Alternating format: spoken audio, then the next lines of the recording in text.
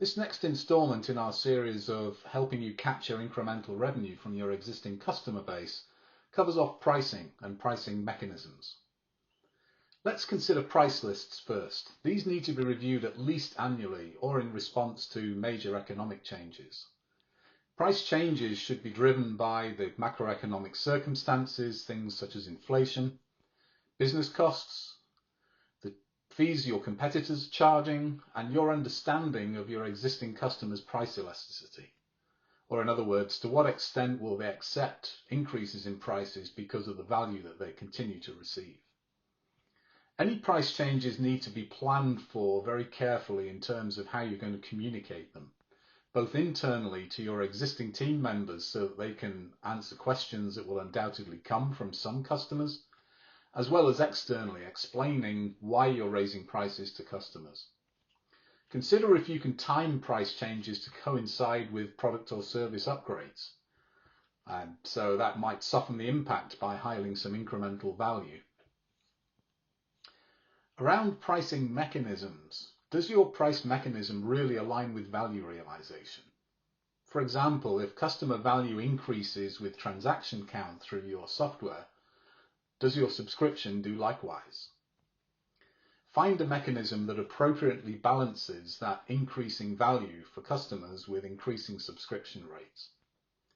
And consider value-based pricing, which is a subject of a whole different, long and in detailed exploration.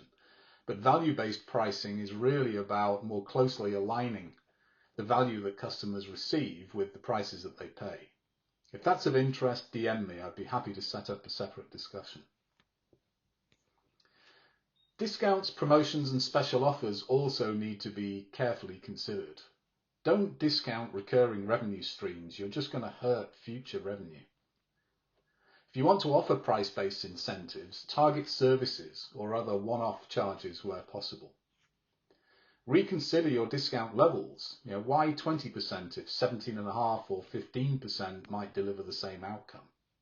When did you last test different discount rates if you have to offer them? And if you're considering promotions, then think very carefully about how you structure and package them. Is there something that a customer values highly which is low or no cost to you?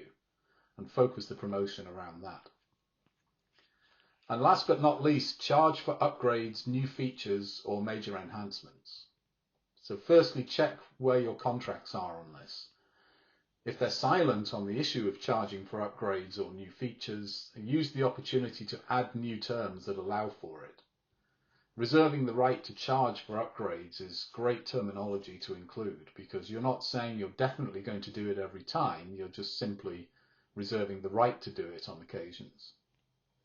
And in doing so, also explore opportunities for one-off upgrade charges, a setup fee or an upgrade fee. They can all add to your recurring revenue. So pricing is a big subject. Those are just 4 areas that I recommend that you think about very carefully. If you want to discuss more, then please DM me. I have lots of experience in that particular subject.